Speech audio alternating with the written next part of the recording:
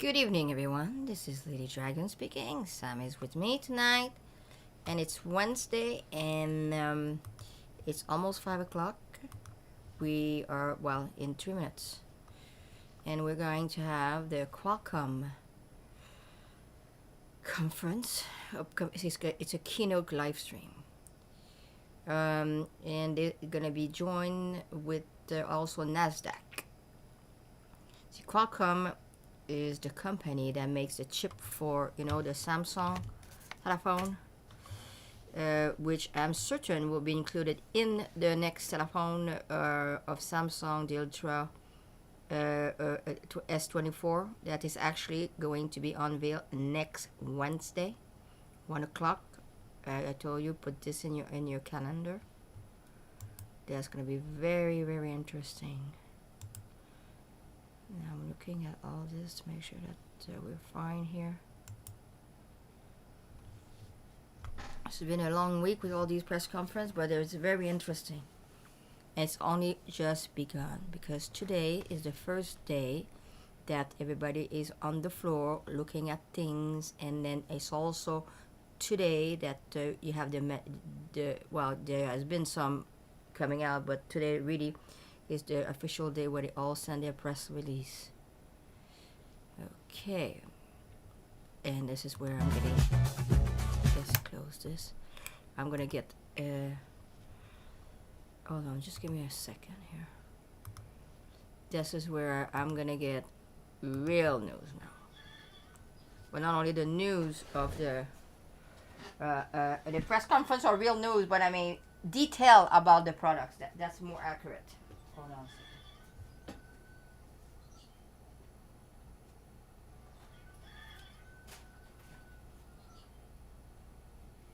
So we're gonna have. Well, I already started to receive press release. When I'm saying this is really like the official day that all the companies send press release, which is very, very interesting. And then I get a million press release to look at and siphon through which company that I want. Well, I already know which one I wanna. And we're gonna learn new companies. That's gonna be very interesting. So this thing should be started any moment now. It's 4:59. I want to see if they're gonna talk about the latest technology with the Snapdragon chip. That's what I'm looking for, and I don't know what NASDAQ has to do there, but it's okay. We're gonna learn new stuff. It's gonna be very interesting. So this is rolling well. So we're just gonna have to wait till they start. So I'm getting flagged with all these music things. That's why I'm not putting music here.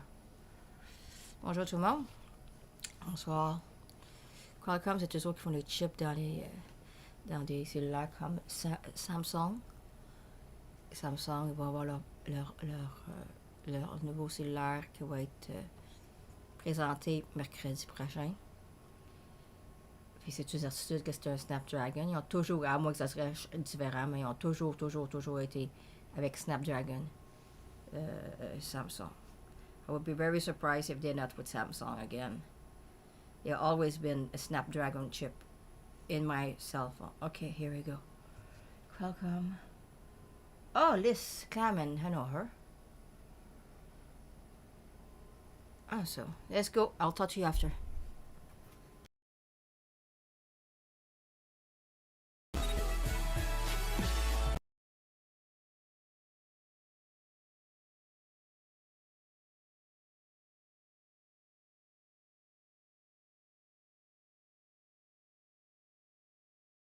Oh, it's starting in 2 minutes. Look at the time. I was reading the thing, didn't see the countdown. So Liz Clayman, she's a reporter on Fox Business. She always is at CES. So it seems they're gonna sit down and have a conversation with the device in the AI age. Again, they keep pushing this AI this year. It's like AI is new. It's not new. It's always been here. Very interesting. And then we're gonna have a NASDAQ chairperson called Adina Friedman. She's going to discuss the financial industry, how is leveraging technology to solve major social issues.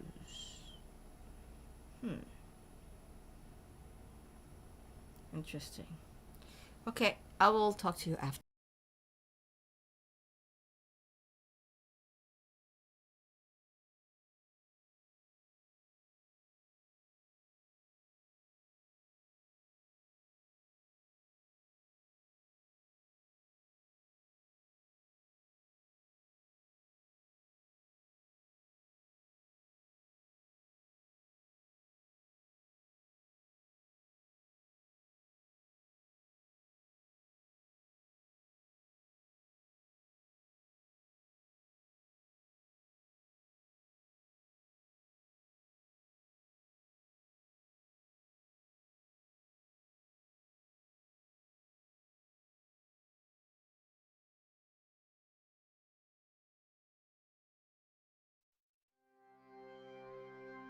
If you can imagine it, technology can create it.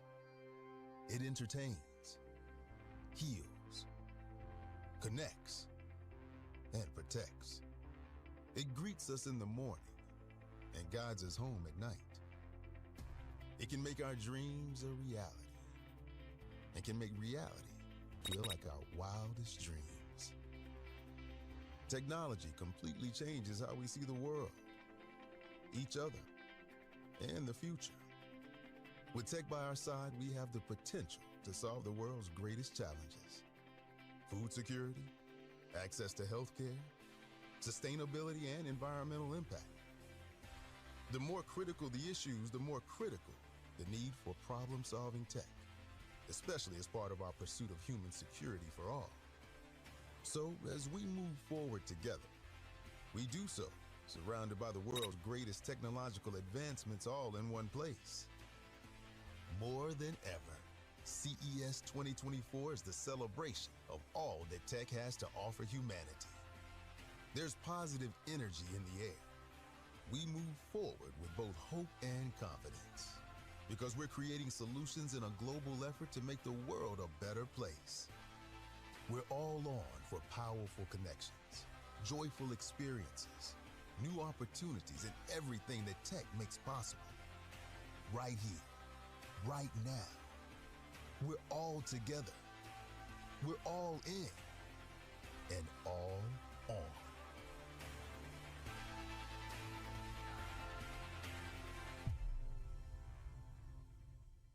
Ladies and gentlemen, please welcome Senior Vice President of CES and Membership for the Consumer Technology Association, Kinsey Fabrizio.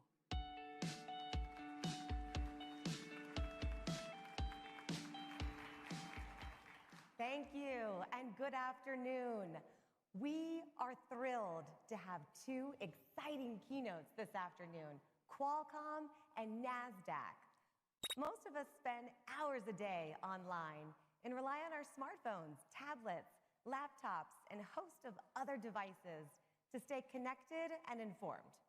We're also entering the age of generative AI with new tools to discover customized information and content tailored for our preferences.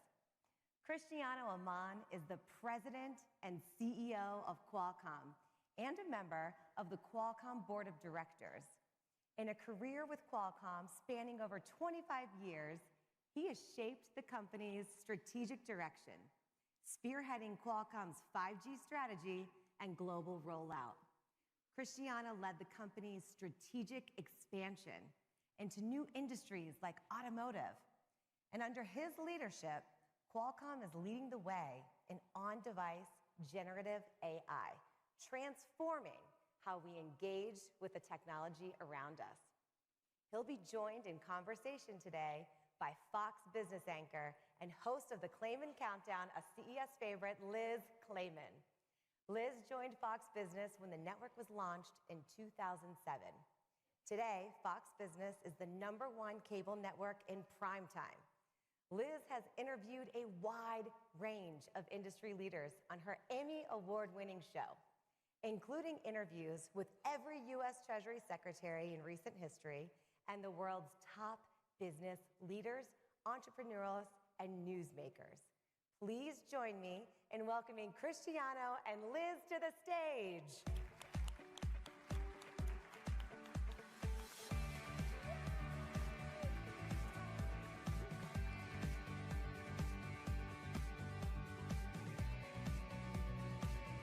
Hi, everybody. Oh, wow.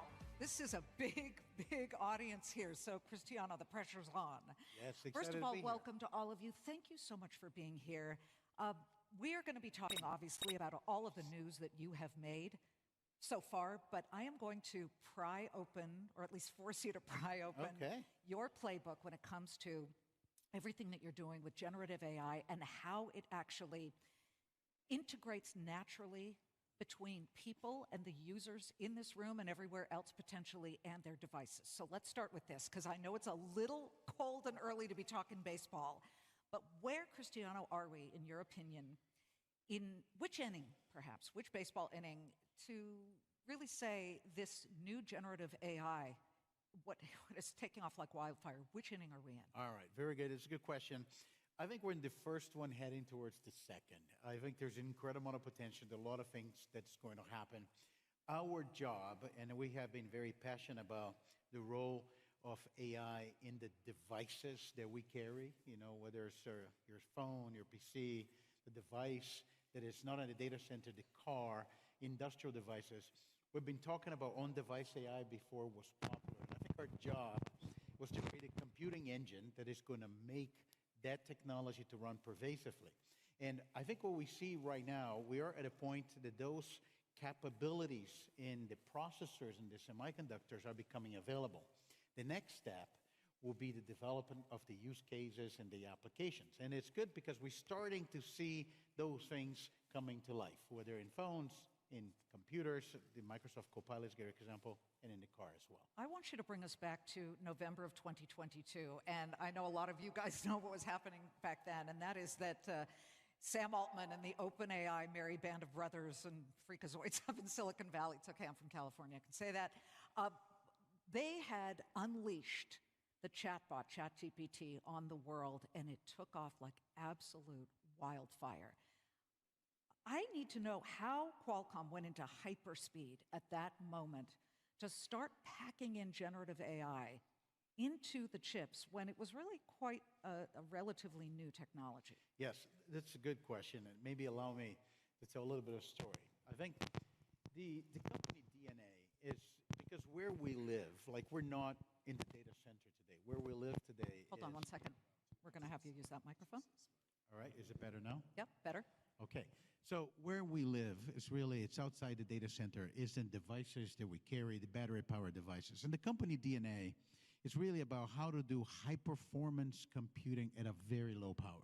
So about a decade ago, and we've understood that the next form of computing, you know, you have CPUs, you have graphical processor units, but you also going to have the next form of computing, which is accelerated computing for AI, is going to happen everywhere. And we've been busy developing the technology that allow you to do that without compromising battery life. For example, if you have something else doing on your phone, you still wanted the thing to last the whole day. So when ChatGPT came out with those large language models, and it was really incredible, one of the fastest adoption of any platform in history. And one of the things that it did, anybody in the streets know about Gen AI and ChatGPT. Yeah. All of a sudden, we saw the intersection point when the company's interest in AI said, we can run this on the devices, on this engine that Qualcomm has built. And that's why, for example, we have now in phones, in PCs, some of the platforms that has the fastest AI engine in all the devices, and that capability is available with you. You don't have, it complements the data center. I think that's the opportunity for us. Well, yeah, taking it from the cloud, which is where it is primarily, down to the device itself. And that brings us to all the users and potential users out there. We have a video from Qualcomm that we're going to run. And what I want you to do is talk about how you plan to integrate and how you already are integrating that kind of thing right directly into the device chips. Absolutely. So the interesting thing, Liz, is the AI is going to develop different from the cloud and the devices, and hopefully that's what this video is going to show.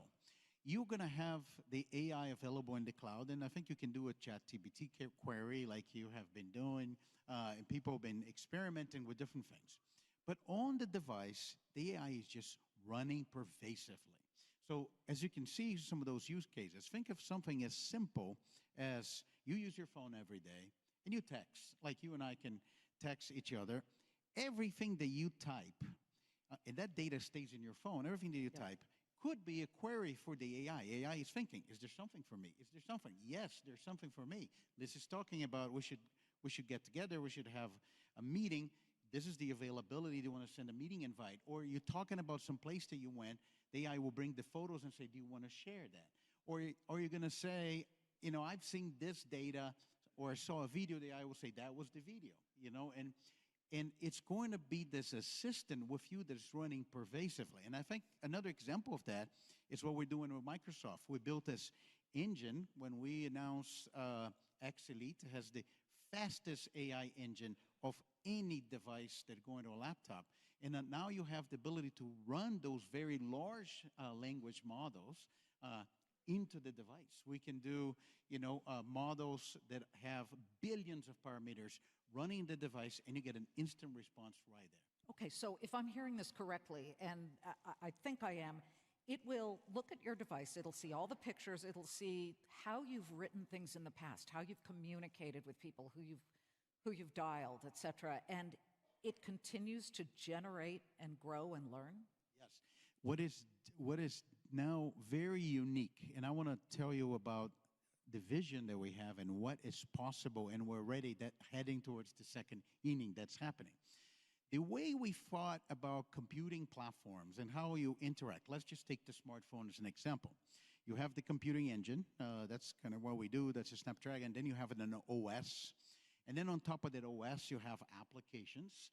And then you, as the human, go in and touch one app and another app. There's a lot of touching, there's a lot of inputting passwords. And you start an app, and you take an information from one app to the other app. Now, think about now something else happening. There is now this AI engine that is running and trying to do one job, predict your every movement and try to learn from you. It's the same thing when you take that same example to some of the things we're doing on the car. Let's say, for example, you leave your office, and what you do every time when you leave your office, maybe you call somebody from your family. So the car is going to know, time to call somebody from your family. They wanted me to call it for you because they already learned from you. And I think that's where we're going to see a change in user experience. You're going to have this assistant that is going to be there with you, is going to learn from your behavior. And that's what's unique about doing AI on the devices. When you do a query on the cloud, you provide some information, the cloud doesn't know you and give you an answer. But when you provide the cloud and the device working together, the device has real context. Where are you? Who are you? What is the relevance of that information? I think that's what makes it all this very exciting and transformative. Exciting and a little nerve-wracking. There's a whole different conversation about the privacy aspect, et cetera, and where... Stays in your phone. Well, okay, I think that is really certainly interesting, where you not cut out the cloud, but you certainly bring it down to the device. Let me just stick with this. You had mentioned Microsoft when you were just discussing that issue. Keeping it with the smartphone, which has been your bailiwick for so many decades. Let's talk about OEMs. Are you in conversations with OEMs? Which ones? Who are we working with? I mean, is it Apple? Is it Samsung? Is it Huawei? Xiaomi? So the AI capabilities is really happening on our processor, and it's really happening on the Android ecosystem where we provide the Snapdragon processing platform. You know, the chip that we actually got an award here to show, the HN3, which is, it has one of the fastest engines for AI in mobile, like something like Stable Diffusion, which you provide a query-generated image, we can do in 0.6 seconds as an example. It used to take 10, 15 seconds on a PC. We've seen a lot of the phone OEMs preparing the use cases. So a couple things to watch. As this device is launching, we have upcoming device from Samsung, and we have been There's been a lot of conversations between us and Samsung, us and Google. You see Google talking about some of those new use cases on Android. So I think there's going to be the beginning of having those incredible AI use cases coming in those new devices launching in 24. We also saw other customers, companies like in China, Xiaomi and Vivo and Oppo, etc., already announcing AI use cases. And we're just at the beginning. We see cases with photography, we see with texting, we see with translation, but there's going to be much more. Okay, so let me just keep it on China for a second. How limiting is it for the U.S. government's regulations that they've put into place for some specific chips when it comes to what you guys are trying to explode out into the world?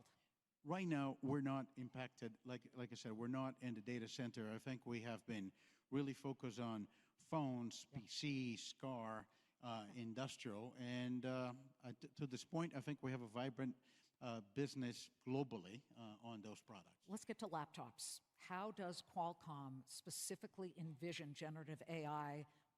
Forget envision. What are you doing right this second with laptops? One thing that is really exciting for Qualcomm, and this one, I'm going to say Gen AI is actually a tailwind, right? We put ourselves in a mission, in a partnership with Microsoft, to build next generation PCs. Think about the conversions between mobile and PC.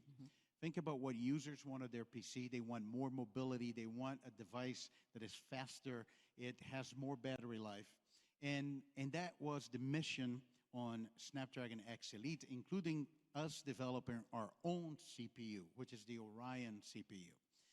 And we were on a mission to build the fastest processor for any PC. That was the role of X Elite, and we delivered. We announced that last year at the Tech Summit, and the performance was incredible, actually exceeded our expectations, because on the CPU alone, it was faster than anything out there of any processor for any laptop.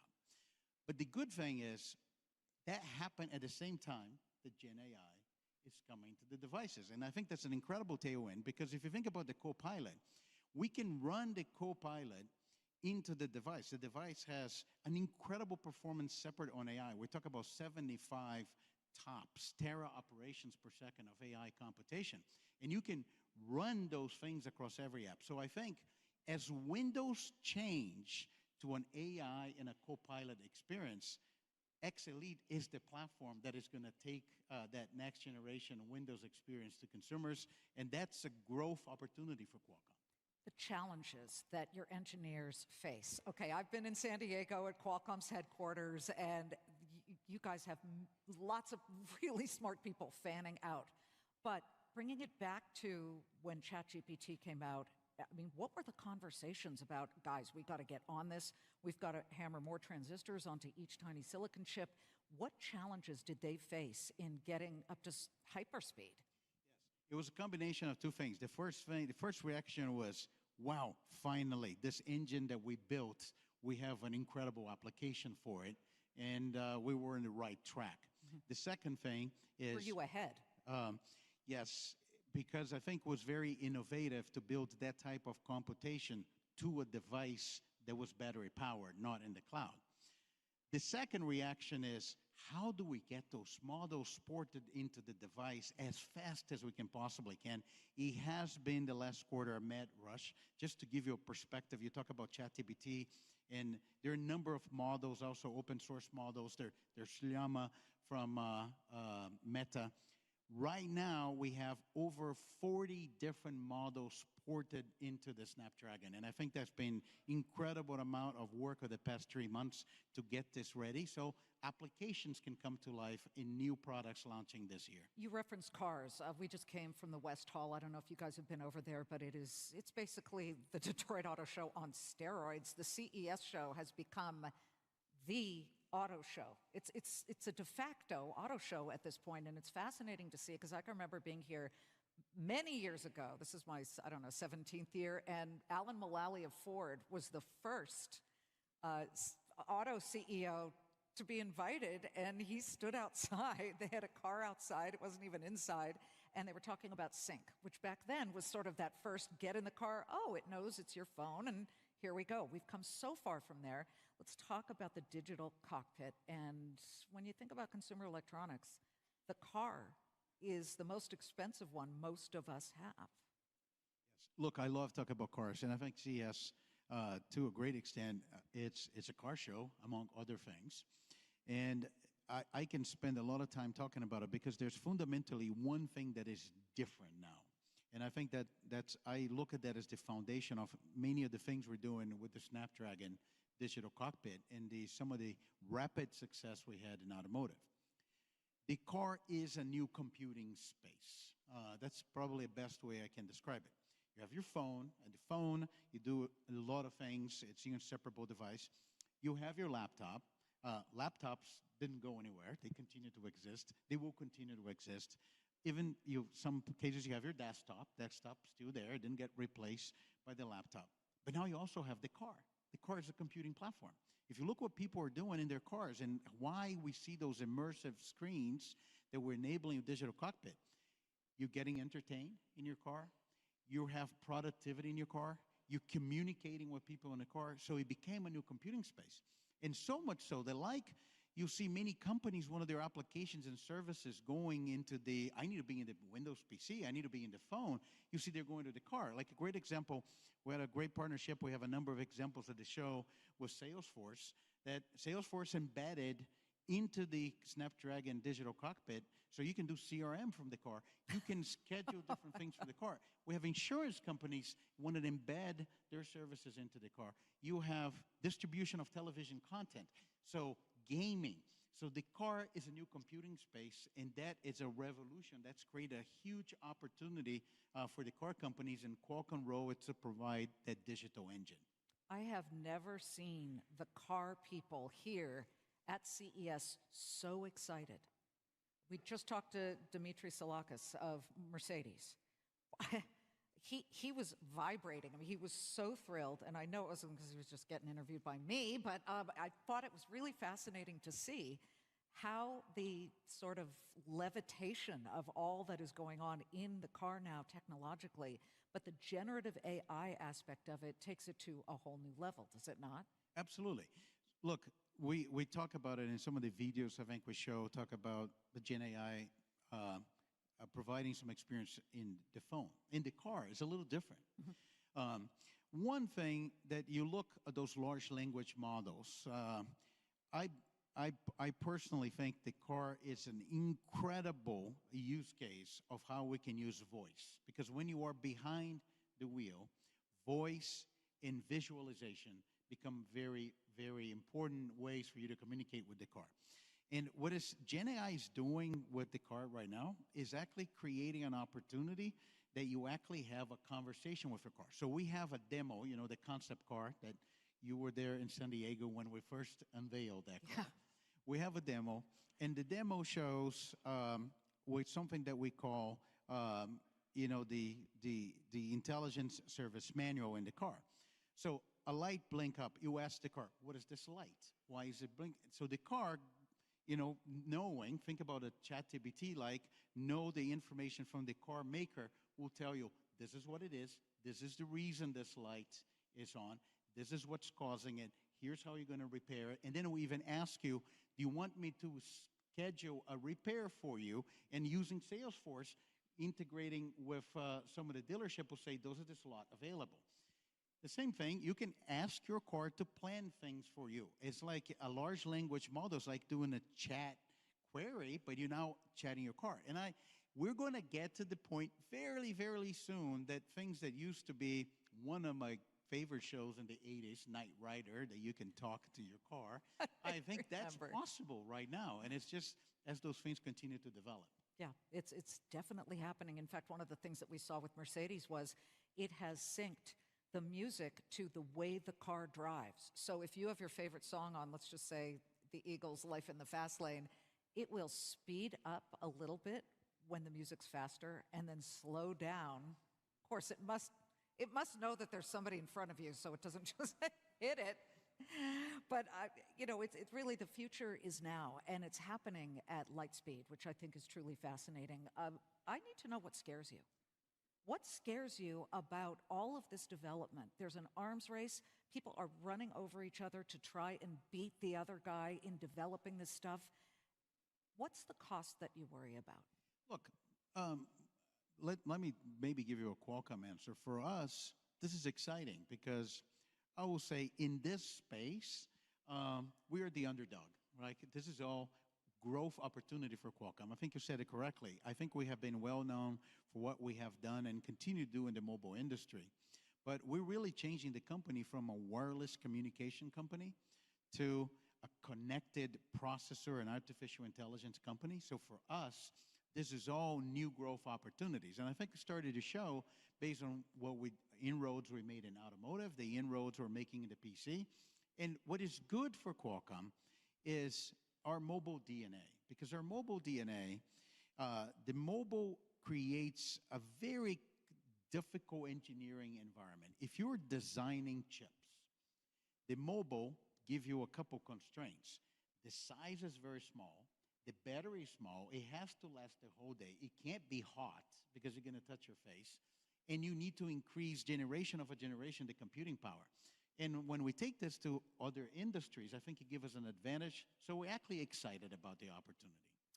Let's talk about how Qualcomm envisions that relationship between AI and augmented and virtual reality. The headsets are a big topic of conversation and a big trend here on the floor at CES. What are the possibilities? We talked to HTC Vive, and they're already moving into big enterprise usage of their headset. And I just thought it was really interesting.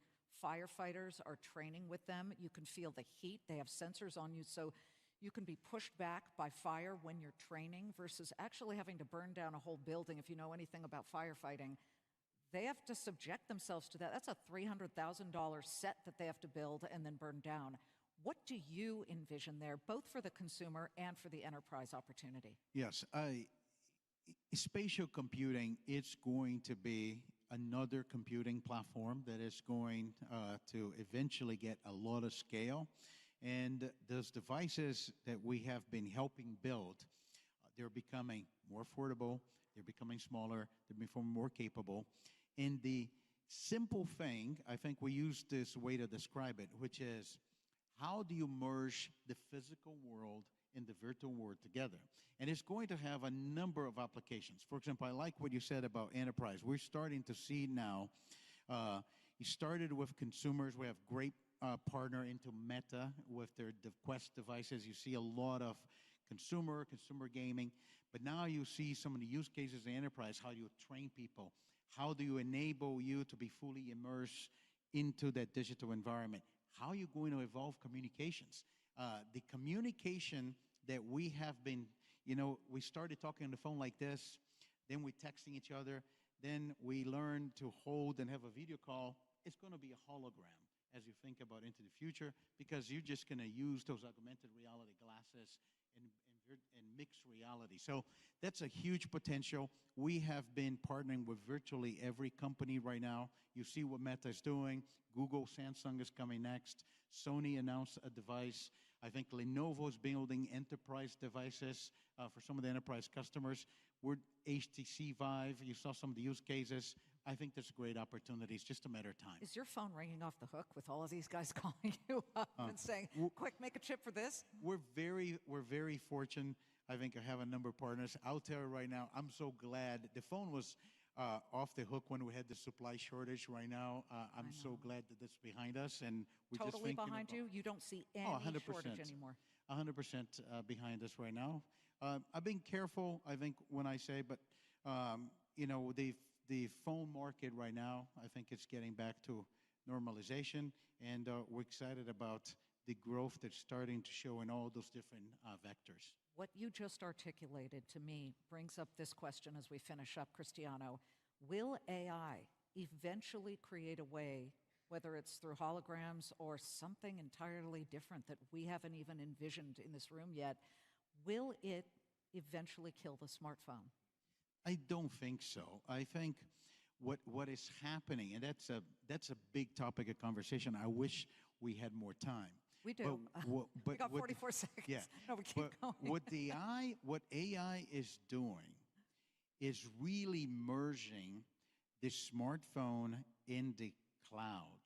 And it's changing how you think about the computing platform. I'll give you an example.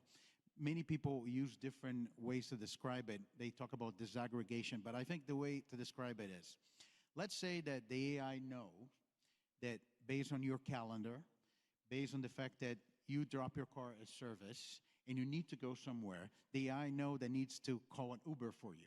And the AI will say, Liz, do you want me to call an Uber for you? I already know from this place at that time to that other time. And they're going to say yes. Well, at that time, the AI could do one of two things. It could go to the Uber app in your phone and call an Uber for you. Or it could just go to Uber straight into the cloud and call Uber for you. It doesn't matter. So what's going to happen now, the phone is going to have a different role. Not only is going to be like what used to do, which is the phone is good for all the apps that you have on your phone, but also the phone is going to be communicating with the apps in the cloud. So it's going to have a big augmentation. So the phone is not going anywhere, but it's going to get enhanced by AI.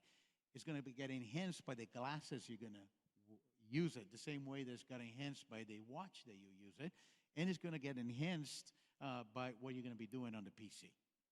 Cristiano Amon of Qualcomm, we thank you. We wanted to pull all this out of you, and you've done it in a very short period of time for an audience that is incredibly motivated to hear exactly what you foresee in the future for Qualcomm and everything it can do for Gen AI. Thank you so much. Thank you, Liz. Terrific stuff. Thank you so much.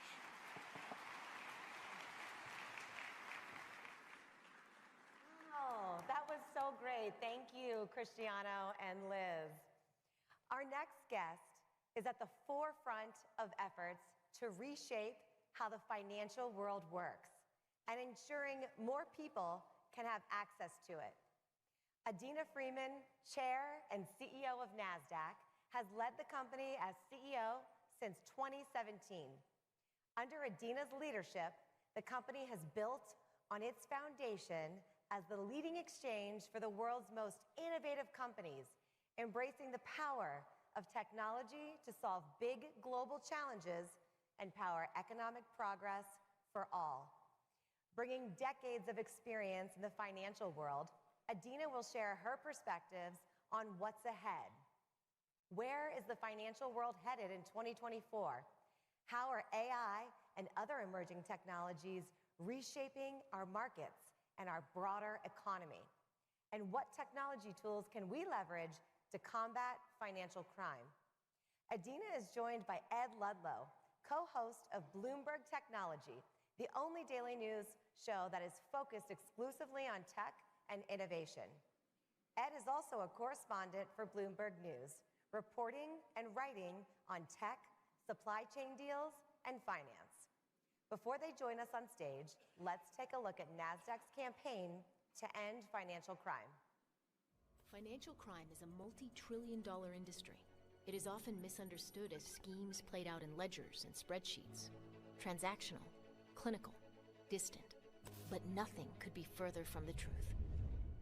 Because it underpins many of society's most insidious crimes: human trafficking, elder financial abuse, terrorist financing, scams that exploit the most vulnerable in our society. It's a deeply human problem, and the time for action is now. Technology and tools to eradicate financial crime already exist, but we need collective action to outpace the criminals. That means taking a whole-of-industry approach, embracing innovation, leveraging the power of data, and bringing all stakeholders on board to ensure we can better protect the global financial system and the people and communities that it serves.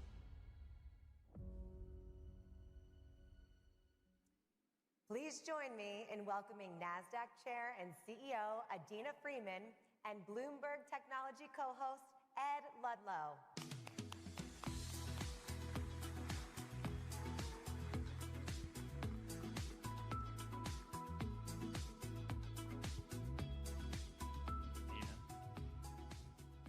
So powerful was that message on financial crime. It shook the stage. It did. I felt it too.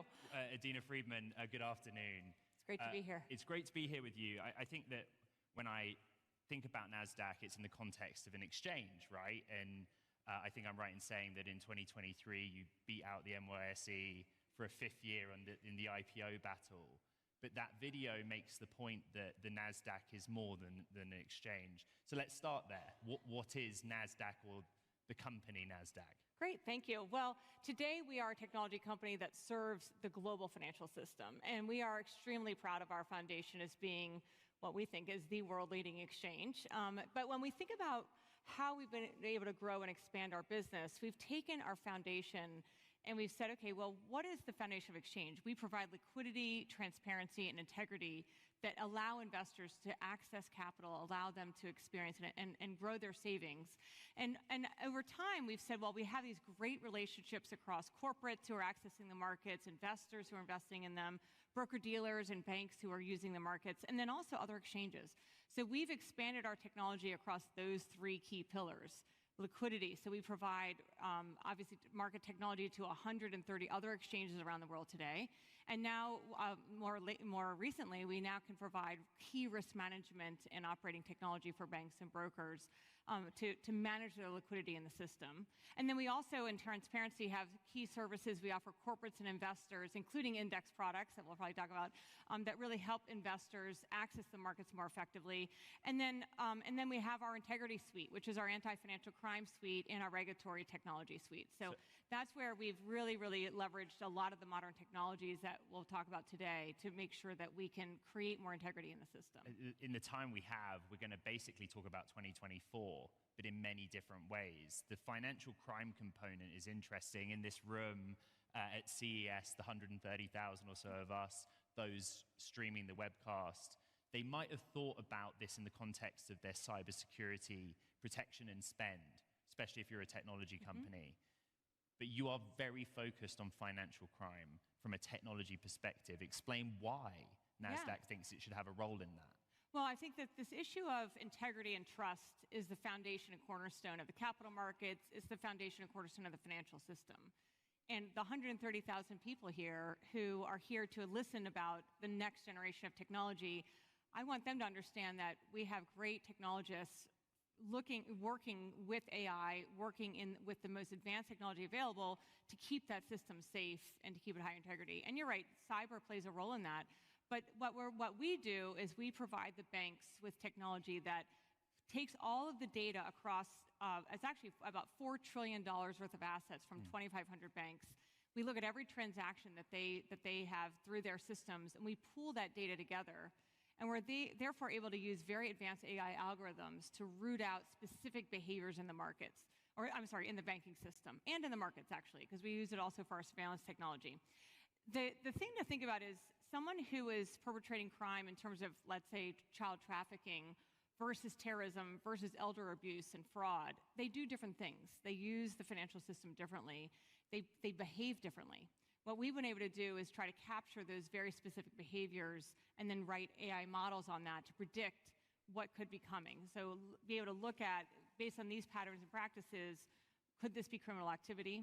And then give that information over to the banks and give them very efficient workflows to help them do all the research they need to determine if it is in fact criminal. And then they report that to the regulators through our platform as well. Have you invested in this technology, and are you taking action into 2024 on this because the threats have increased? Well, we are definitely investing in the technology in a very significant way. It's also our fastest growing business. So the business is growing close to 20% year on year.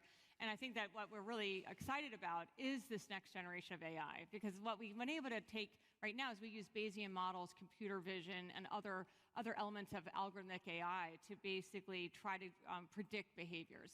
But now with also the ability to basically take language and structure it into AI algorithms that allow us, therefore, to even look even deeper into criminal behaviors, to do research faster, speed up the workflows for the banks so that they can spend less effort and be more effective and efficient in finding the real criminals in the system and rooting them out. So we are investing heavily in this business. It is a huge pillar of our growth, but it's also an important part of our responsibility to the financial system. So we're very excited about it.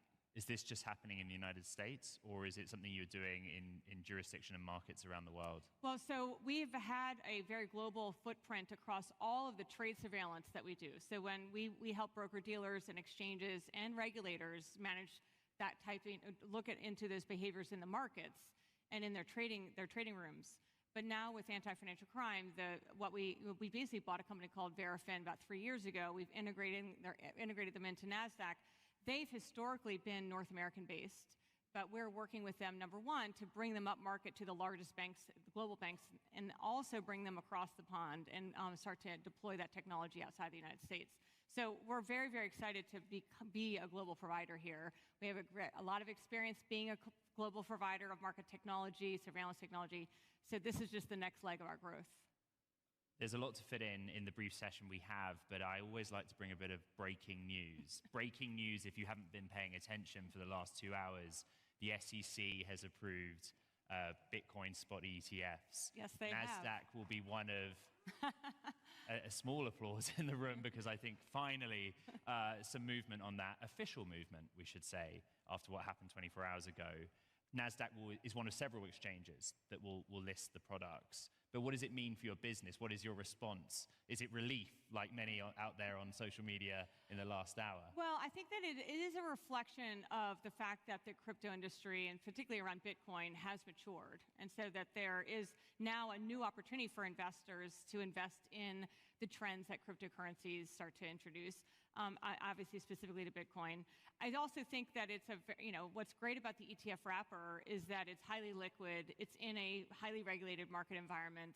So you can invest in the sentiment around it without having to invest in the underlying.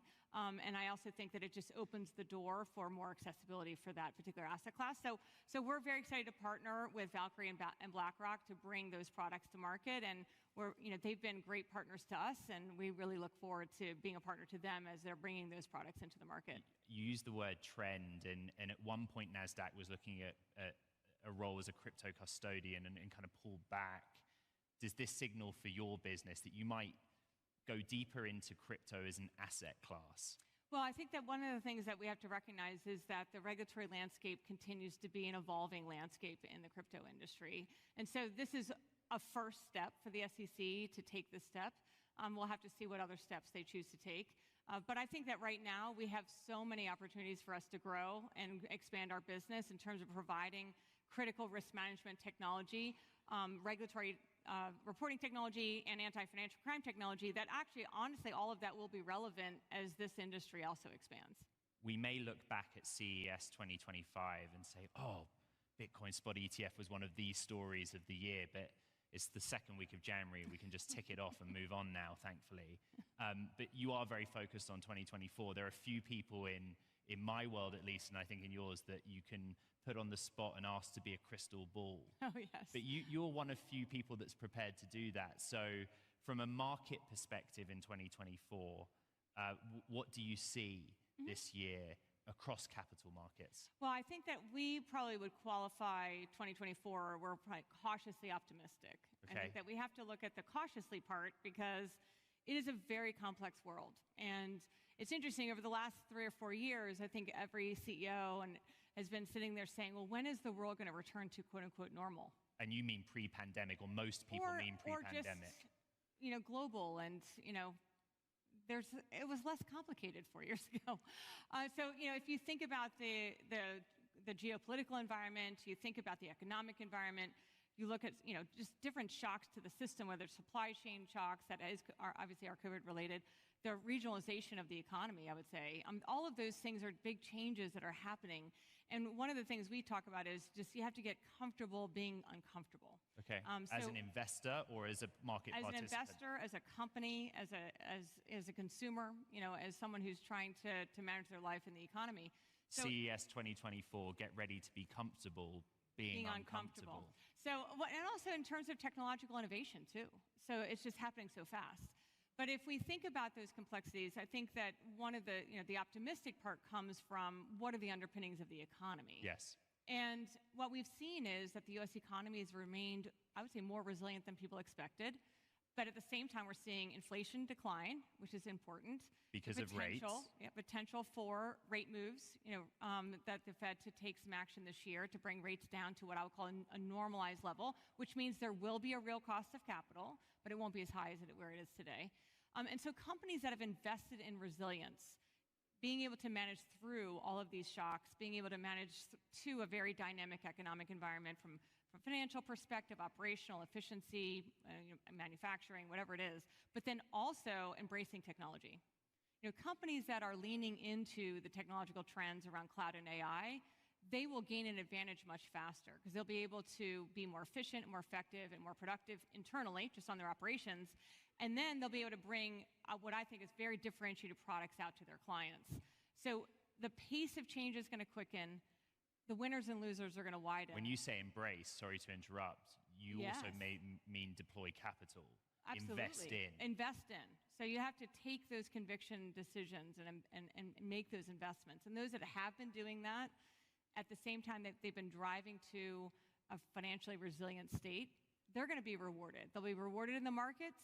Companies that are private and are looking to tap the public markets, if they are in that position, they'll be rewarded by investors. I do think investors will be more ready to put risk capital to work this year because some of those economic unknowns are becoming more known. And if you look at the companies that went public in 2023, they performed pretty well.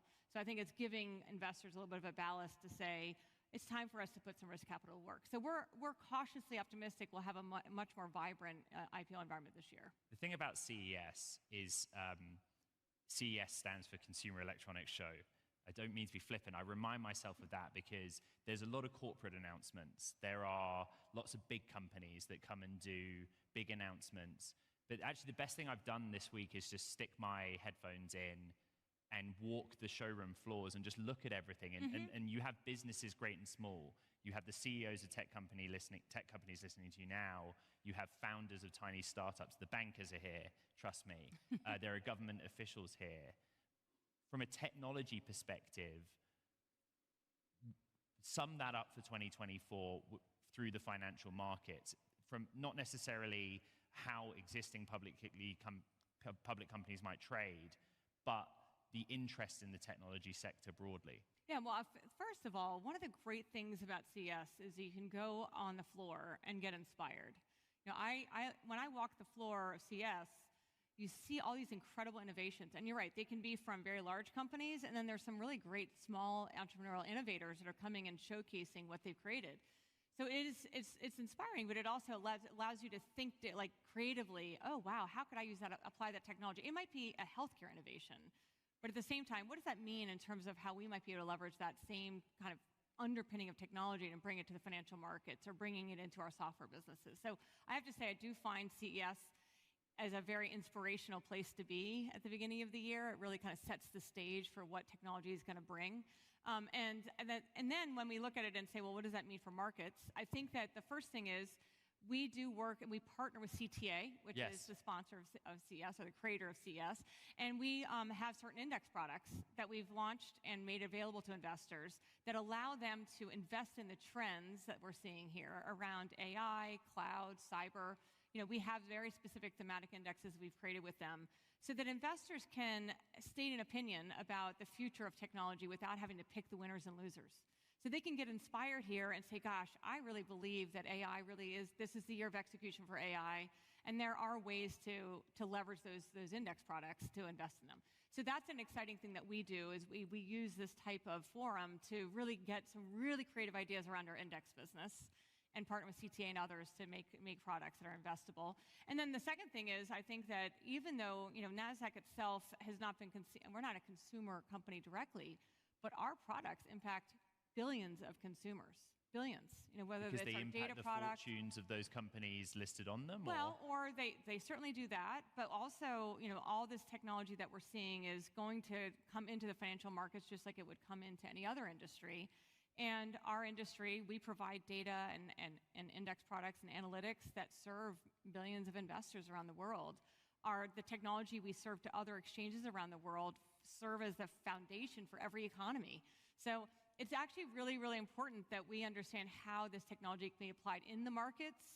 So we have, like, for instance, our first AI, SEC-approved AI order type that we're going to be launching this quarter. Last year, I announced it here, by the way, that we were filing it with the SEC, and now we've actually gotten approval, so we're launching it this quarter. And at the same time, we're leveraging this Gen AI really to help figure out how can we make our workflow solutions a lot more efficient and effective for our customers. I want to go pretty deep on you and generative AI, Adina Friedman, but I think the final outlook question, and it's based on the thesis you kind of outlined, is the IPO market. I remember that brief period of September where the IPO market was back. Bloomberg Technology every day. It was so brief. I was so excited every day. I wake up, which IPO will we have today on Bloomberg Technology? And then it went. So what's going to happen in 2024, particularly for some of the kind of what are now very, very late growth stage technology companies? Yeah, I think it's important to recognize that what investors are looking for is obviously either cash flow positive or a very clear path to cash flow positive, because that's financial resilience. Yes. Then they're the bar's looking been for, raised at that point, even towards profitability. So. Yeah, and especially with a cost of capital that's currently elevated, and even when it normalizes, there will be a cost of capital. So knowing that companies are investing responsibly, but also managing their business towards positive cash flow is going to be important, because if you think about it as an investor, if there's a high cost of capital and the company is not profitable, it means at some point they're going to need more capital, and they're going to come to the equities markets or the debt markets to get it, and they're going to pay a lot for it, right? Yes. So then investors are either going to pay for it because they'll be diluted, or they'll pay for it through just lower earnings from interest, right? So at the end of the day, a lower cost of capital, good for investors. But what was hard to reconcile, though, in September was there seemed to be like a lot of investor demand at first, and the trading of those companies that went public in the days that followed would counter that. But there was clearly caution from the companies. But it was interesting, though. First of all, I would point out that companies that did go public in 2023, in the aggregate, have actually performed quite well. So you can't just look at the week after. You have to look at 30, 60, 90 days after. And actually, in the aggregate, the companies have actually performed well. So investors who did take the risk have been largely rewarded, depending on what the company. But in general, in the aggregate, they've been rewarded. I think that in general, though, what I'm trying to say about 24 is you've got companies that are late growth stage, that have managed their businesses well, that are embracing technology in their operations and in their products, are going to be ones that investors are very, very excited to invest in. And I think that you're going to see there's some great companies looking to get out. There's also companies in the biotech space that are leveraging amazing technologies to bring new therapeutics, new treatments, new devices to market. And those also, I think that's an area of excitement this year. So I actually think, and AI in general could impact every industry. So companies that can demonstrate that this is something that could create a sustainable differentiation for themselves will also be rewarded. So I have to say, I said I'm cautiously optimistic. I'm very excited about NASDAQ and what we're going to do with AI this year. We want to turn our entire company into a company of innovators and try to make sure we're leveraging it. We call it on the business and in the product, right? So how do we bring it onto our business and make our business more efficient and effective? How do we bring it into the products and make our clients be more efficient and effective? Well, let's go back to basics I'm pretty for a excited minute. about that. Who is building this technology for you? So, for example, earlier in CES, Walmart brought in 2 generative AI tools, a customer-facing one and an internal tool, My Assistant. The internal tool basically to improve efficiency of staff. But the underpinnings of it were the Azure OpenAI service, taking advantage of existing large language models from OpenAI. Which approach is NASDAQ taking? Yeah, so we are not creating our own LLM. So we are going to be leveraging the LLMs, the large language models that exist, and we are partnering with both AWS and Microsoft in that regard. So, and so we have an opportunity, because AWS is a little bit more open source. We're in our first product within our anti-financial crime suite, using Gen AI, we're using the Claude model from Anthropic. Okay. But then in other opportunities that we're looking at, in terms of, let's say, the coding copilot capabilities for on the business, like how do we bring and make our developers a lot more efficient? We're more likely to use the GitHub Copilot from Microsoft. Were you right? cautious about that internally? You know, we are 15 months since ChatGPT's release, and you are doing this work now. Did you dive into it, or did you take? Well, we dove into it in some ways. So the first thing we did was create a governance model inside of NASDAQ. A codified, Yes. rules-based approach. We did. And so we have a team, a governance team, that meets every week. And so if you want to use the technology, you come and ask permission. Okay. And who they says then, yes or no? So it's a combination of our technology team, our legal team, and our risk management team. And so they will look at it and say, well, how do you want to use it? How are you going to use the data? What data are you going to use? Making sure that there's no IP leakage, data leakage, and also making sure that we also vet the models so that we kind of help them determine which models are most relevant. And we have a team, an emerging technology team within NASDAQ, and their entire job is to work with the models, to work with the large tech companies, and to vet all these different opportunities within NASDAQ. So that's the first thing we did. We then worked very quickly on, for instance, with the anti-fin crime suite, we actually tested out different models to decide which one was most relevant for our use case. And we found Claude was very effective. We are giving it a very defined set of data that they can draw from, and they understand exactly what kind of information that they are going out to try to find, so that it kind of controls the model very, very precisely. And what it does is it turns a workflow that normally takes between 30 minutes and an hour, and basically solves it in 3 minutes. So that, if you think about it, what we're trying to do is you can go and investigate a potential bad actor in 3 minutes instead of an hour. That is thousands and thousands of people suddenly becoming a lot more productive. And the net result, I guess, is that you can be across a greater volume of threats, or? Well, the first thing we do is try to, with the Bayesian models within our AI capabilities, we try to bring down the number of false positives and find more fraud or find more money laundering, like find real crime. And that is highly effective. We do that for the largest banks. We do that for every bank that we serve. And it's really, really exciting how we're able to use that technology. But the second thing is then you say, okay, here's an alert. We think this could be criminal. You then have to investigate it. And that becomes a very human experience.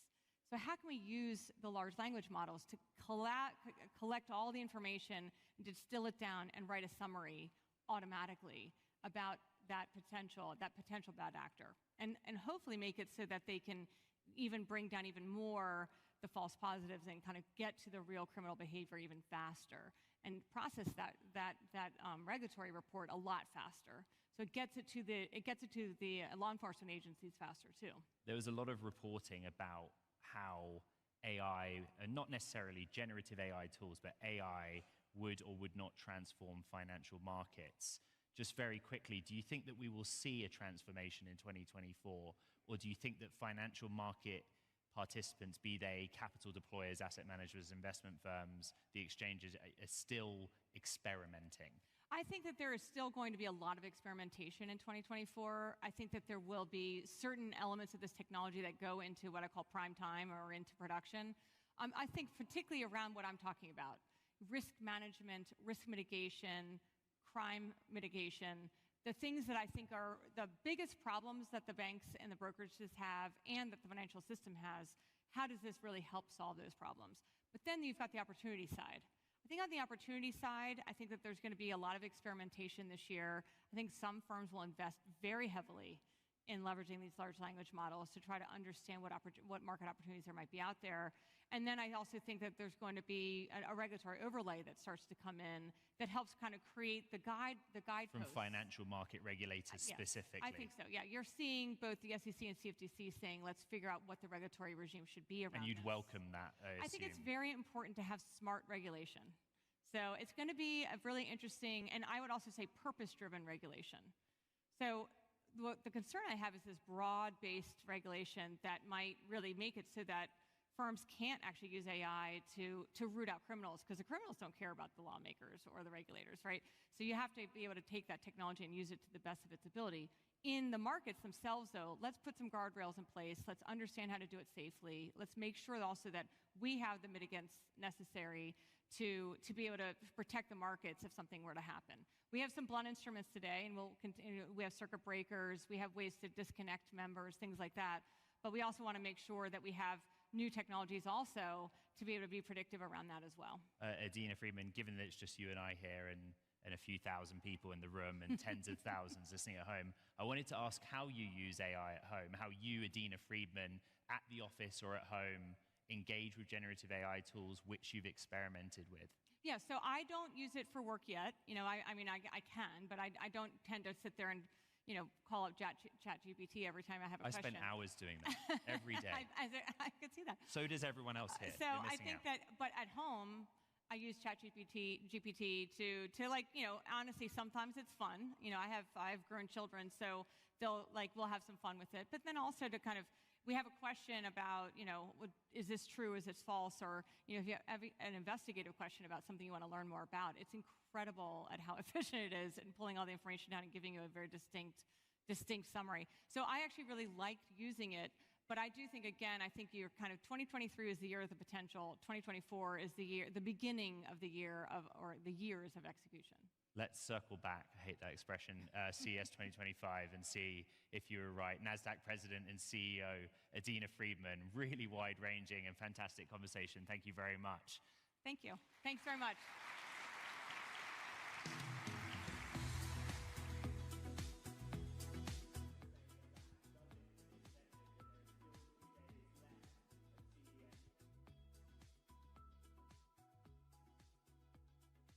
Well, that was very interesting, couldn't you say? Well. What the thing that I've heard, and I thought it was extremely interesting. They were talking about human trafficking and child trafficking. For the first time in my life, I ever heard these words being said publicly on a huge stage. At CES. See, the world is changing. Did you see how they were doing the beginning of Qualcomm? They said, well, we're going to innovate, we're going to have this, ça m'arrête là. Arrête tout ça, ça. We're going to have all these things, and what they always said that when everything's going to go down, we're going to have technology to distract the people that don't know what's going on. Well, it's coming. Very, very interesting press conference. Bonsoir tout le monde. C'est la première fois que j'entends parler de human trafficking puis child trafficking publiquement dans CES sur un major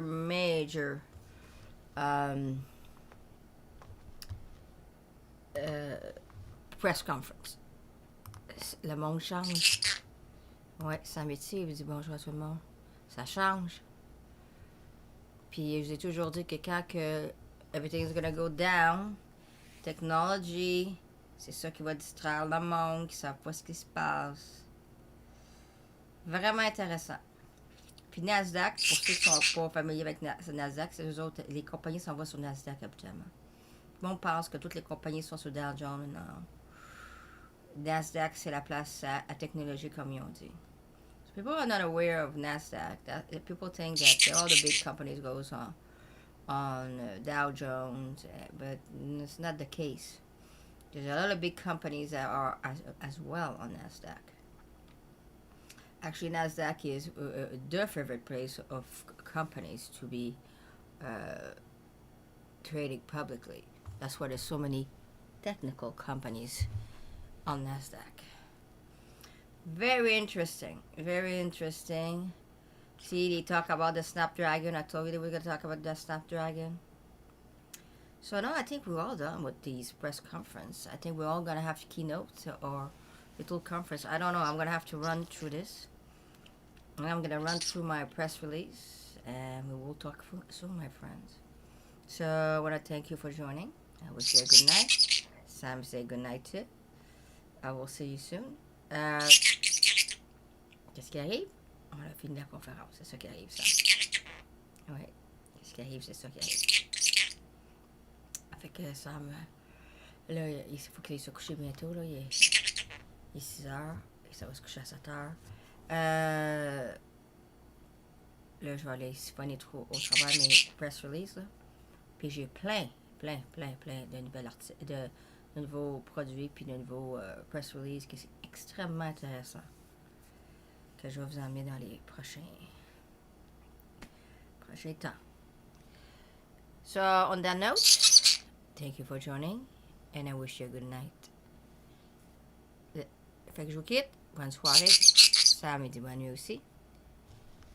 On se voit bientôt. Si vous n'avez pas regardé les autres conférences, regardez-les. J'en ai plein. Je les ai toutes faites.